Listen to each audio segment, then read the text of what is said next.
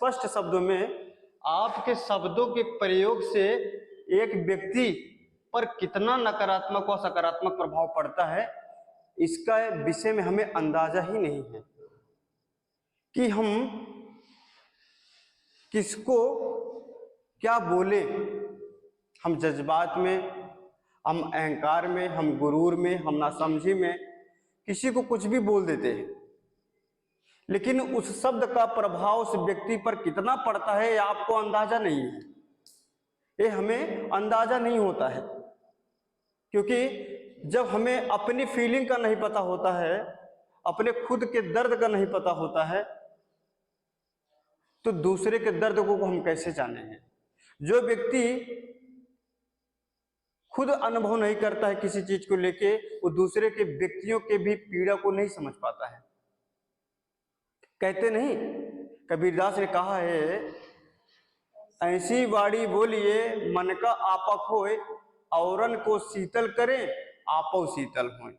कबीरदास जी जो ये जो दोहा बोल रहे हैं, ये पूरे जीवन का एक मर्म है, जीवन का एक सार है, जो आपके व्यवहार को एक निकटता की ओर ले जाता है, आपके व्यवहार में एक मधुरता लाती है कि आपके शब्दों में कितनी मिठास है, वो आपके व्यवहार को जोड़ती रहती है और करीब लाती है। और आपके कुछ ऊट पटांग शब्द के प्रयोग से आपके निकटता में दूरियां भी आ जाती हैं।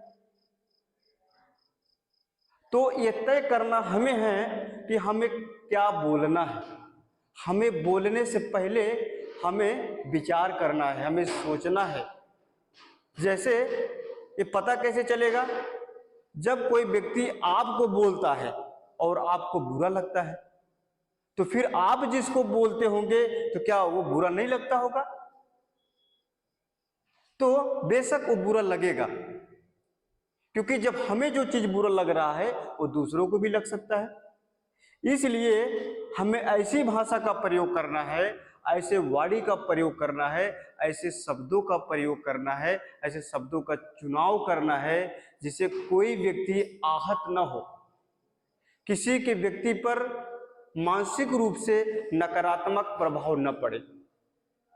नहीं तो उस व्यक्ति के लिए आपके प्रति एक नफरत हो जाएगा, एक घृणा हो जाएगा, प्रेम नहीं रहेगा। जबरदस्ती डरा के धमका के हम किसी को अपने निकट नहीं ला सकते। कोई व्यक्ति अगर आपको प्रेम करता है डर के कारण, तो ये हमारा भ्रम है। तो कोई व्यक्ति आपके करुणा वश वाणी, आपके शब्द, आपके अच्छे वचन, आपके अच्छे बोली से आपके पास करीब लोग आते हैं। नहीं तो आपके पास कितना भी धन हो, दौलत हो, कुछ भी हो, लेकिन व्यक्तियों को अगर आपकी भाषा सही नहीं है तो सब व्यक्ति आपसे दूर होते चले जाएंगे और आप अकेले हो जाएंगे।